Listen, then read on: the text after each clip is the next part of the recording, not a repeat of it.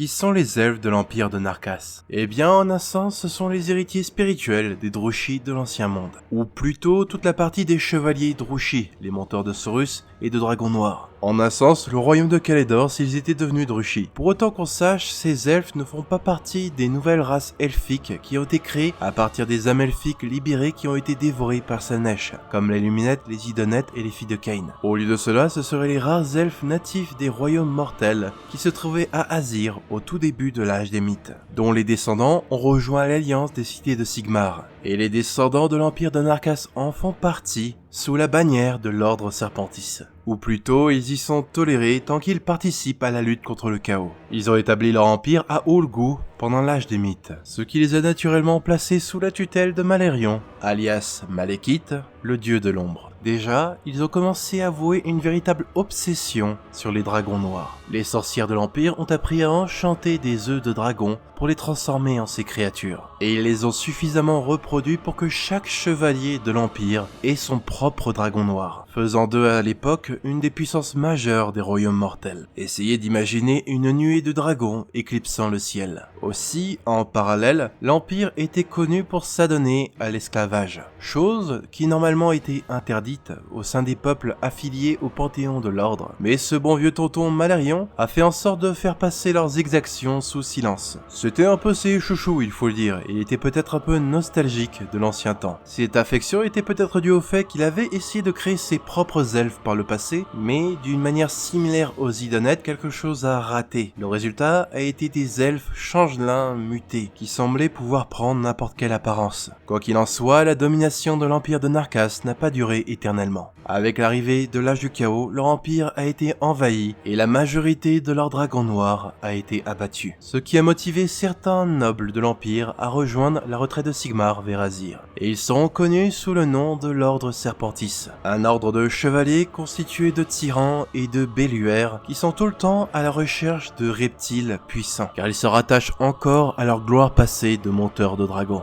Mais ces derniers sont maintenant plus rares et dorénavant à l'âge de Sigmar, la plupart sont forcés de se satisfaire de sang-froid. Mais les plus éminents d'entre eux arrivent aussi à se procurer des montures comme des carnosaures ou des magmadrottes. Aussi, au sein des cités de Sigmar, sans grande surprise, ils ont une certaine influence sur la criminalité et forment même des triades avec les sorcières des couvents sombres ainsi que les corsaires des Arches Noires, qui étaient de toute façon de base des pirates qui opéraient plus ou moins dans la légalité. Il est fort probable que les descendants de l'Empire de Narkas quittent un jour les cités et rejoindront peut-être dans le futur les forces de Malérion, associées peut-être à ces créations elfiques ratées, ainsi que les démons des ombres.